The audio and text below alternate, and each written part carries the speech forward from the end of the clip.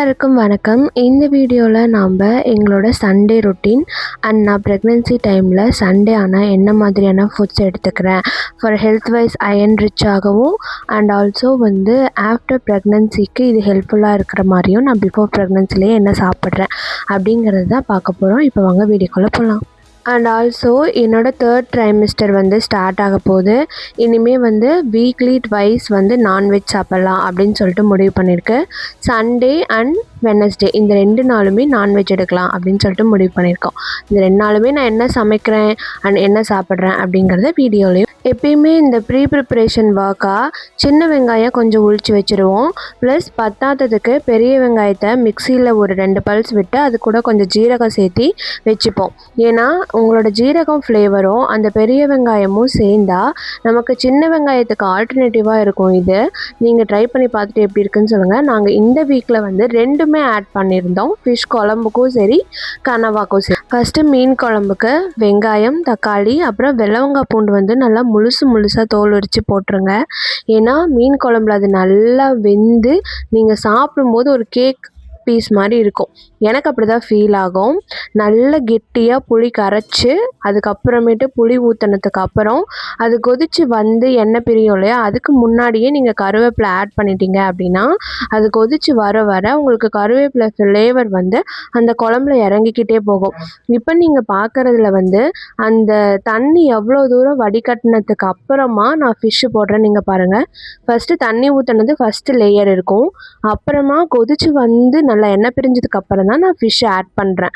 இந்த ஃபிஷ்ஷில் சில மசாலாக்கள் ஆட் பண்ணியிருப்போம். என்ன அப்படின்னா ஃபிஷ் ஃப்ரையில் மிச்சமான மசாலா இருக்குது இல்லையா, அது லைட்டாக இந்த ஃபிஷ்ஷு மேலெலாம் தடவி விட்டு எல்லா இடத்துலையும் குழம்பு பரவுற மாதிரி பரப்பி இப்போ மீடியம் ஃப்ளேமில் வச்சு மூடி வச்சிட்டிங்க அப்படின்னா உங்களோட ஃபிஷ்ஷுக்கு தகுந்த மாதிரி எவ்வளோ மினிட்ஸ் அதை மூடி வைக்கணும் அப்படிங்கிறத ஃபிஷ் கடையிலே கேட்டுருங்க.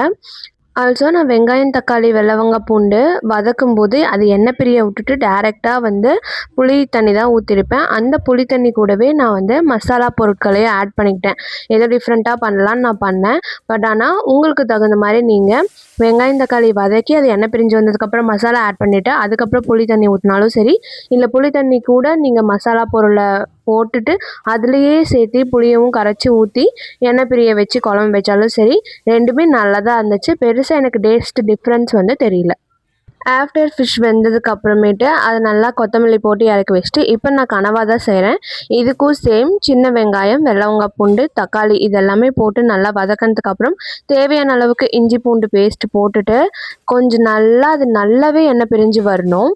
அதுக்கப்புறமா நீங்கள் மசாலா பொருட்கள் நான் என்னோட குழம்பு மிளகாத்தூள் கொரியண்டர் பவுடர் அதுக்கப்புறமேட்டு கொஞ்சமாக காஷ்மீரி பவுடர் இது ஆட் பண்ணிவிட்டு உப்பு ஆட் பண்ணிவிட்டு அதுலேருந்து நல்லா எண்ணெய் பிரிஞ்சு வந்ததுக்கப்புறம் தான் கனவா ஆட் பண்ணேன். நாங்கள் இந்த கனவாலையுமே ஃபிஷ் ஃப்ரைக்கு ஆட் பண்ண மசாலா கொஞ்சம் எடுத்து தடவி வச்சிட்டோம். ஸோ கனவாவில் சிலர் உப்பு மஞ்சள் தூள் மட்டும் போட்டு வைப்பாங்க இல்லையா, நாங்கள் கூட சேர்த்து இந்த ஃபிஷ் ஃப்ரை மசாலாவும் கொஞ்சம் போட்டு வச்சிட்டோம். இப்போது இந்த எண்ணெய் பிரிஞ்சிட்டு வச்ச அந்த கிரேவி கூட கனவாவை போட்டு நல்லா அது கனவா ஃபுல்லாக ஸ்ப்ரெட் ஆகிற அளவுக்கு பண்ணிவிட்டு தேவையான அளவுக்கு தண்ணி ஊற்றுங்க. நான் அன்றைக்கி கொஞ்சம் எக்ஸ்ட்ரா தண்ணி ஊற்றி கனவா வேக வைக்கிற டைம் எக்ஸாக்டாகவே 10 மினிட்ஸ் தான் சொல்லியிருந்தாங்க வீடியோஸில். ஸோ அதுக்கு மேலே நீங்கள் வேக வச்சிங்கன்னா டெஃபினட்டாக அது லப்பராக போயிடும்.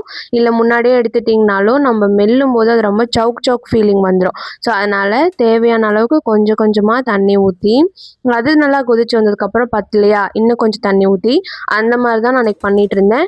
ஏன்னா எனக்கு தெரியாது, ஃபஸ்ட் டைம் கனவா பண்ணுறேன். ப்ளஸ் அதுலேருந்து தண்ணி வெளிப்படுமானும் எனக்கு தெரியாது. ஸோ இதனால் நான் இந்த மெத்தட் ஃபாலோ பண்ணேன். ஃபஸ்ட் டைம் கொஞ்சம் தேவையான அளவுக்கு தண்ணி ஊற்றிட்டு ஓப்பன் பண்ணி பார்க்குறப்போ கொஞ்சம் லைட்டாக அதுலேருந்தும் தண்ணி வந்துச்சோ அப்படின்னு எனக்கு ஃபீல் ஆச்சு. அதனால் நான் என்ன பண்ணேன்னா ரொம்ப ஹை ஃப்ளேமில் கொதிக்க வச்சுட்டு தண்ணி நல்லா வற்றுறதுக்காக, ஏன்னா 10 நிமிஷம் தான் கனவா கொதிக்கணும். ஸோ அப்போ தண்ணி நல்லா வற்றுறதுக்காக ஹை ஃப்ளேமில் அடுப்பை வச்சுட்டு அது அடிப்பிடிக்காமல் இருக்க நான் அதை கிளறிக்கிட்டே இருந்தேன். ப்ளஸ் லாஸ்ட்டாக அது தண்ணி வற்றுது அப்படிங்கிறது எனக்கு ஃபீல் ஆனதுக்கு அப்புறமே லாஸ்ட்டாக இறக்கும்போது நம்ம பெப்பர் போட்டுக்கணும். இந்த டைமில் நீங்கள் உப்பு செக் பண்ணி உப்பும் போட்டுக்கலாம்.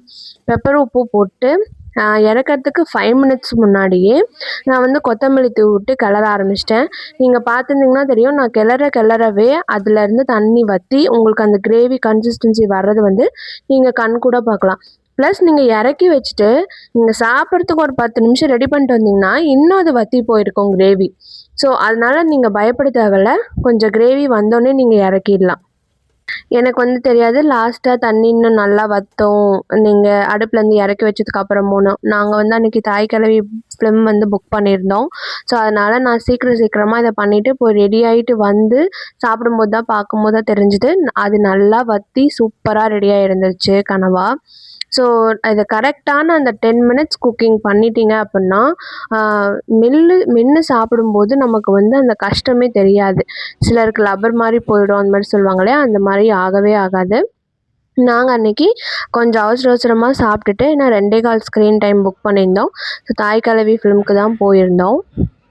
படத்தில் வந்து எனக்கு என்ன ஃபீல் ஆச்சுன்னா, ராதிகா சீன் அவ்வளோ வரவே இல்லையோ, மற்ற கேரக்டர்ஸ்க்கெலாம் தான் அதிகமாக சீன்ஸ் அண்ட் டைலாக்ஸ் இருந்துச்சோ, அண்ட் ஆல்சோ எமோஷ்னலாக அவங்க தான் கனெக்ட் ஆனாங்களோ ராதிகா கூட. ராதிகாவுக்கு வந்து அதிகமாக சீன்ஸ் இந்த மாதிரியே எனக்கு தெரியல.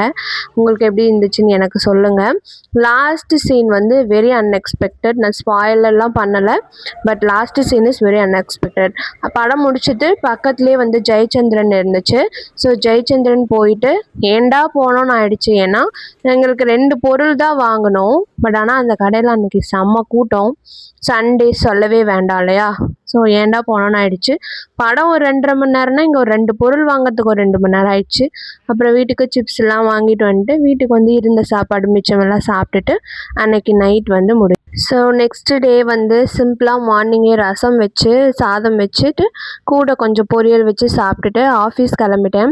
எனக்கே தெரியாது அன்னைக்கு தான் நான் லாஸ்ட்டாக ஒர்க் ஃப்ரம் ஆஃபீஸ் பண்ண போகிறேன் அப்படின்னு சொல்லிட்டு. ஏன்னா எனக்கு சில கேப் இஷ்யூஸ் இருந்துச்சு. மார்ச்சோட ஸ்டார்டிங் மந்த்து அண்ட் ஃபெப்ரவரியோட என்னோடய கேப் டீட்டெயில்ஸ் எல்லாம் க்ளோஸ் பண்ணிட்டாங்க. ஸோ அதனால் எனக்கு வந்து அன்றைக்கி கொஞ்சம் கேப் இஷ்யூஸ் இருந்ததுனால நான் என் ஹஸ்பண்ட் கூடவே ஆஃபீஸ் போயிட்டு ரிட்டனும் என் ஹஸ்பண்ட் கூடவே வந்தேன்.